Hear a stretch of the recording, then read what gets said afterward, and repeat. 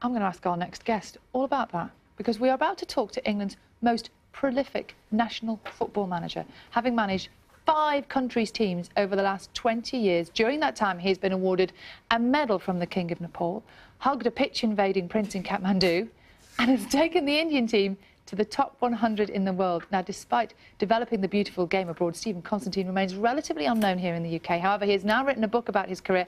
Morning to you. Good morning. You're standing still long enough to kind of talk to us, which is great. You're not on a plane, on a train? I was yesterday. Oh, you were? OK. It must be strange to hear Jose Mourinho talking like that to you, and about the hundreds of millions of pounds being spent here on players for the Premier League. And in your career, you have managed players in very different circumstances, haven't you? Yeah, well, we don't, with the national teams at least, obviously, we're not buying and selling players. We're trying to get players from the local country to play. So it's tough. It's very difficult. These budgets are on another planet for us, so it doesn't affect us. Where do you live right now? That's a good question.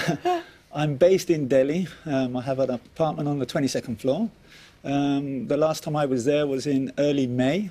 And I live in hotels, basically. So talk us through a little bit about India, for example. So you coach the national team there now.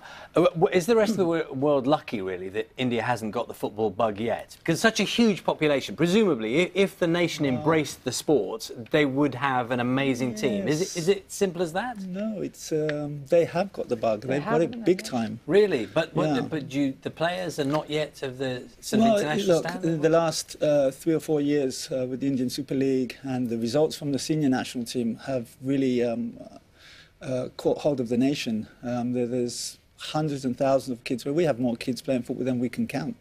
And it's just a matter of time before this development process starts kicking in and India starts producing players for the senior team and for out Europe.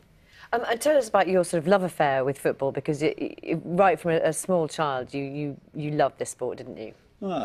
Is there any other sport? I mean, well, there are. But well, one or two. But look, I think when you're born in England, you grow up, you want to play for England, you want to play for your local club, and it's just there.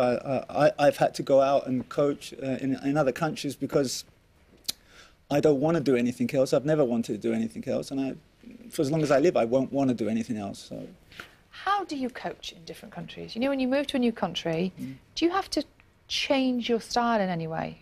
Do you find that the players in each country have different strengths and weaknesses? That's a really good question. I think the problem that a lot of coaches make when they go to different countries is that they come from a certain country, they think, well, we're going to coach them how we coach them back in England or in Germany or in Italy. But we as the coaches are the ones who have to change, and we have to find the good, positive things that they have in that country, add what your experience and your knowledge, and take it like that. My wife calls me a chameleon because I would change the colour of my skin if I had to, and I would. Can I just ask, looking at, if you like, as an outsider, looking at the English international team, our national side, I mean, why have we got such good clubs and such a rubbish international team? I say that, no, you know what, I chuck these things out, but I don't mean rubbish, but you know what I mean? Our success rate in international competition is not good, but... You mean we haven't won a World Cup or Euro? Yeah.